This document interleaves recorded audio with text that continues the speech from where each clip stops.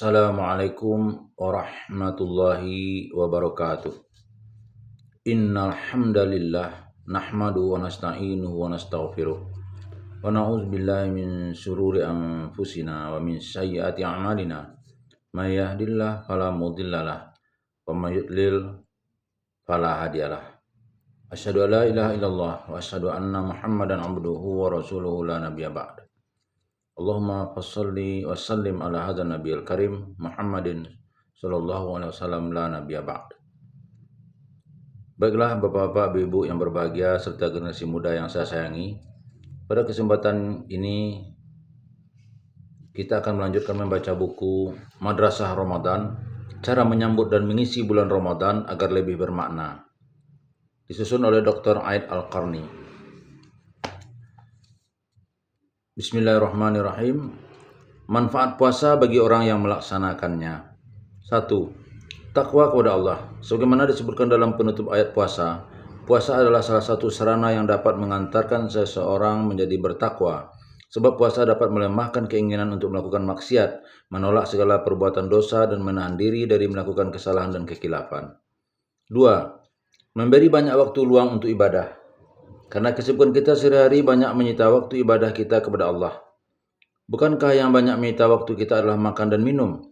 Waktu yang kita butuhkan untuk duduk minum teh atau minum lainnya dan makan aneka macam makanan sama panjangnya dengan waktu yang dibutuhkan Ibnu Taimiyah dan Ibnu Qayyim untuk menulis buku.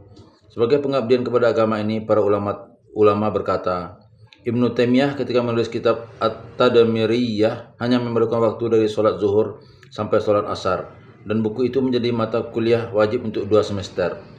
2 semester pun masih dirasa kurang. Banyak mahasiswa yang tidak paham dan gagal di mata kuliah tersebut. Karena itu bulan Ramadan merupakan waktu yang paling baik untuk menyibukkan diri dengan ibadah yang dapat membawa kepada keridhaan Allah seperti membaca Al-Quran dan istighfar. 3. Bulan Ramadan adalah sarana untuk menghidupkan hati. Banyak hati manusia yang mati disebabkan banyak makan dan minum, sibuk menata rumah atau memilih pakaian. Malah sebagian mereka ada yang berpendapat cara menghidupkan hati adalah dengan banyak makan dan minum. Sungguh ini adalah pandangan yang salah dan sesat. Karena hati atau ruh adalah tiupan yang ditiupkan Allah Subhanahu wa taala. Semakin sedikit ia bersentuhan dengan bumi dan tanah, maka semakin dekatlah ia dengan Allah. 4. Menumbuhkan kepekaan sosial. Dengan merasakan lapar dan dahaga, orang yang berpuasa dapat merasakan penderitaan orang-orang yang miskin yang sulit memperoleh makanan. Ini merupakan sebagian manfaat puasa pada bulan Ramadan. Sebenarnya masih banyak lagi manfaat lain yang karena keterbatasan ruang sengaja tidak kami sebutkan. Di antara kebiasaan Rasulullah pada bulan Ramadan adalah banyak melakukan i'tikaf. I'tikaf merupakan salah satu sunnah yang paling mulia. Dan sekarang ini sudah banyak orang yang meninggalkan i'tikaf. Padahal i'tikaf adalah sarana untuk melatih hati agar selalu berhubungan dengan Allah.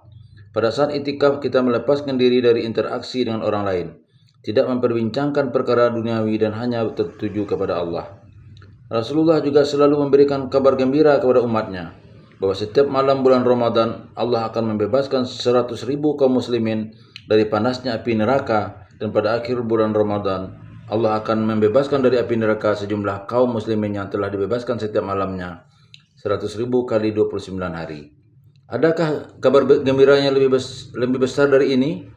Pada bulan Ramadan Rasulullah SAW selalu melakukan sholat malam, terkadang bersama para sahabatnya secara berjamaah dan terkadang sendirian di rumah.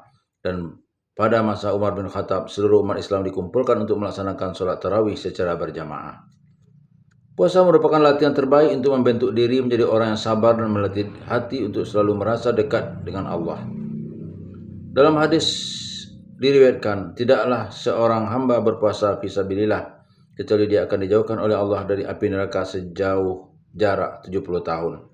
Apa arti fisabilillah? Para ulama berpendapat, maksudnya perang di jalan Allah, menghadapi musuh-musuh Allah, kamu berperang dan kamu berpuasa. Kaum muslimin, katakanlah kepadaku, benarkah di antara kita banyak yang melakukan puasa tapi bukan di jalan Allah? Berpuasa tapi berteduh di rumah, menghindari panasnya sinar mentari, mengguyur badan dengan air sejuk agar badan terasa nyaman dan segar. Sedangkan para sahabat Nabi ketika berpuasa mereka menghunus pedang, berlari di tengah padang pasir menerjang musuh, dihujani desingan pedang dan panah yang berterbangan. Diriwayatkan Abdullah bin Rawahah radhiyallahu anhu tengah berpuasa ketika ikut perang Mu'ah. Dia adalah salah seorang panglima kaum muslim, tepatnya panglima 3. Setelah dua panglima kaum muslimin yaitu Zaid bin Harithah dan Ja'far bin Abi Talib terbunuh, Abdullah bin Rawahah langsung mengambil bendera, memimpin pasukan Islam di medan perang hingga menjelang sore. Perang terus berlanjut, gemerincing pedang beradu masih terdengar di telinganya. Korban-korban berjatuhan di hadapannya dan dia sangat lapar sekali karena puasa yang dilaksanakannya. Lalu ia berkata, berikan aku sepotong daging untuk menghilangkan rasa laparku. Orang-orang pun langsung membawakan sepotong daging. Dengan tetap di atas kuda, dia melihat ke langit memastikan apakah matahari telah terbenam. Apakah matahari sudah terbenam? Tanyanya kepada para sahabat. Mereka menjawab, ya, matahari sudah terbenam. Dan bila sepotong daging itu dan ia pun berdoa. Dengan nama Allah, ya Allah, untukmu aku berpuasa dan atas rezekimu aku berbuka. Dimasukkanlah daging itu ke dalam mulut, namun pada saat yang sama ia mendengar suara dari kaum muslimin yang memintanya untuk segera turun ke medan perang, membantu pasukan lainnya. Dengan tetap menggigit daging itu, dia terjun ke medan perang, menghadapi orang-orang kafir dan menolong pasukan Islam. Namun daging itu tidak terasa nikmat di mulutnya. Daging itu pun dicampakkan dari mulutnya karena dianggap mengganggu konsentrasinya. Dia tidak menghiraukan lagi kenikmatan daging dan kesegaran air.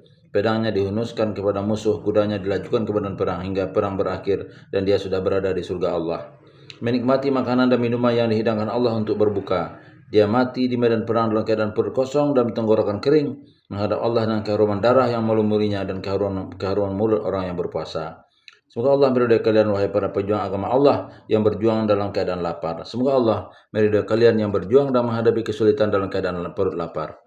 Abu Darda meriwayatkan, suatu ketika kami melakukan perjalanan jauh bersama Rasulullah SAW sehingga kami melalui tempat yang sangat panas. Di antara kami ada yang menghindari panas matahari dengan kedua tangannya dan tidak ada di antara kami yang berpuasa kecuali Rasulullah SAW dan Abdullah bin Rawahah radhiyallahu an. Hadis riwayat Bukhari Muslim. Sa'dan Rauh bin Zamba, gubernur pada masa Umawi, ketika menunaikan ibadah umrah membawakan perbekalan yang sangat banyak. Daging, ayam, buah-buahan, sayur-sayuran, berbagai macam minuman dan kurma. Pada saat itu ia bertemu seorang badui yang sedang mengembala kambing. Rauh bin Zamba memanggilnya. Saudaraku, kemarilah mari makan bersamaku. Orang badui itu berkata, aku telah diundang makan oleh orang yang lebih mulia darimu. Rauh bin Zamba bertanya, siapa dia? Allah, Tuhan semesta alam, jawabnya. Apa yang menyebabkan kamu diundang? Tanya Rauh bin Zamba dengan heran. Karena aku puasa dan aku akan berbuka untuknya. Hari ini berbukalah dan besok kamu berpuasa. Orang badui itu berkata, apakah kamu dapat menjamin umurku, gubernur? Rauh bin Zamba berkata sambil menangis, kamu telah memanfaatkan hari-harimu dengan baik, sedangkan kami telah menyia-nyiakan hari-hari kami. Jadi setiap ibadah harus berada di jalan Allah dan semata-mata diniatkan untuknya. Bila itu sudah dilakukan, segala kesulitan dan kepayahan yang dijumpai tidaklah berarti, tidak membuat lelah, lapar, dan dahaga. Para sahabat dan ulama saleh memanfaatkan bulan Ramadan dengan beribadah, berjihad, dan mengabdi di jalan Allah. Itulah jawaban kenapa banyak prestasi gemilang yang mereka capai terjadi di bulan Ramadan. Perang Badar, penaklukan kota Mekah, perang Hittin, perang Ain Jalut, dan peperangan lainnya terjadi di bulan Ramadan. Itulah capaian-capaian luar biasa yang diraih kaum muslimin pada bulan Ramadan. Bulan diturunkannya Al-Quran demi menghidupkan umat yang telah mati hatinya, umat yang tidak mengenal perang dan perjuangan, umat yang tidak mengenal kemajuan dan kebudayaan, umat yang terlena dalam kebodohan selama ribuan tahun. Al-Quran turun untuk menyerukan, datanglah kepadaku, lihatlah ke langit, selamatkanlah manusia dengan kalimat tauhid. Sungguh Allah tidak akan menerima hambanya kecuali bersama Ramadan dan Al-Quran. Saudaraku yang mulia, ini adalah bulan Anda. Jadikan seakan-akan ini adalah bulan terakhir bagi Anda di dunia, karena itu usahakanlah akhir kehidupanmu itu bersama Allah. Para pemuda, datanglah kepada Allah dalam keadaan bertobat. Ini adalah bulanmu, bulan diterimanya tobat dan segala amal kebaikan, maka perbanyaklah ibadah kalian. Saudaraku, bulan ini adalah peluang terbaik bagi Anda. Kesempatan emas, hari kelahiranmu, hari di mana kamu lahir, kedua kalinya sebagai orang yang bertobat dan soleh. Sebab orang kafir mati 2 kali, sedangkan orang beriman hidup 2 kali. Orang kafir mati pertama ketika ditakdirkan mati, dan kedua sebelum datang takdir kematiannya itu, yaitu ketika hatinya mati dari kalimat dan makna la ilaha illallah. Orang mukmin lahir 2 kali serta merasakan 2 kehidupan di saat lahir dalam keadaan Islam dan kehidupan di saat ia bertobat kepada Allah. Berapa banyak yang hidup tapi sebenarnya mereka tidak hidup. Mereka makan dan minum tapi hakikatnya mereka mati. Karena hidup adalah ketika hatimu tertuju kepada Allah, hidup bersama Allah, dan menghabiskan umurmu dalam ibadah kepada Allah. Apakah orang-orang yang sudah mati kemudian dia kami hidupkan dan kami berikan kepadanya cahaya yang terang, yang dengan cahaya itu dia dapat berjalan di tengah-tengah masyarakat manusia, serupa dengan orang yang keadaannya berada dalam gelap gulita yang sekali-kali tidak dapat keluar daripadanya. Quran Surah Al-An'am ayat 122. Jadi, kehidupan pertama adalah hari di mana kamu dilahirkan oleh ibumu ke bumi dalam keadaan suci. Kamu terlahir sedang menangis terseduh-seduh, sementara orang di sekitarmu tersenyum gembira. Maka lakukanlah perbuatan baik agar kamu tersenyum gembira ketika mereka menangisi kematianmu. Sambutlah Ramadan, bergembiralah dengan kedatangannya dan ucapkanlah bersama-sama. Marhaban ahlan wa sahlan bisyami ya habiba zarana fi kulli am. Selamat datang bulan puasa, wahai kekasih yang selalu mengunjungi kami setiap tahun.